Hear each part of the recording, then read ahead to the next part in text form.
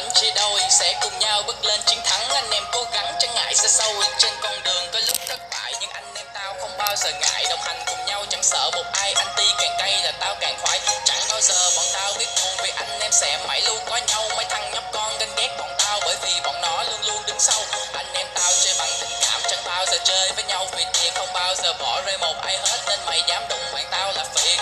Và đó là anh em tốt sẽ nắm tay phát triển cùng nhau.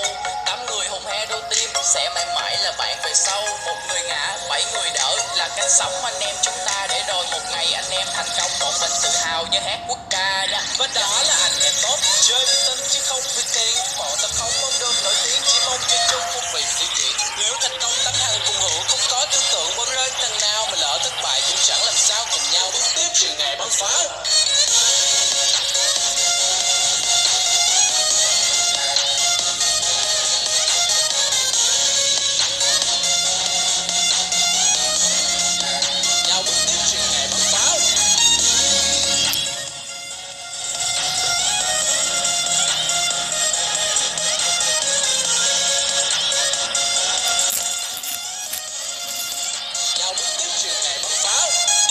Nói hero có tất cả là 8 người, dù khổ dù đau gian nan nhưng mà miệng vẫn dám cười. Một phần được sống 10 phần phải chết thì cũng có sao đâu. Dăm ba sóng gió chẳng ngại vì đời này mày sống được bao lâu. Tao gọi mày anh em tốt như đen phải đi liệt cùng bầu. Chia đôi cái chiếc bánh mì không có thịt cũng chẳng cần rau. Tao nói một lần là bạn thì luôn luôn vẫn sẽ là bạn. Bỏ ăn bỏ mặc tao làm chưa hoàn nạn sao nếu bỏ được nhau. Ở đời mày thắng làm vua và mày thua người ta gọi là giặc.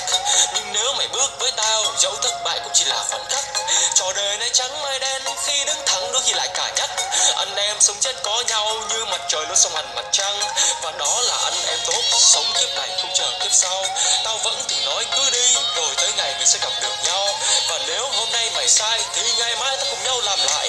Tương lai phía trước còn dài, fan hero thì để lại một like. Và đó là anh em tốt chơi vì tình chứ không vì tiền, bọn ta không mong được nổi tiếng, chỉ mong chơi chung không vì sĩ diện. Nếu thành công tấm hàng cùng hưởng, không có tư tưởng bỏ rơi tầng nào, mà lỡ thất bại cũng chẳng làm sao cùng nhau bước tiếp chuyện ngày bắn pháo.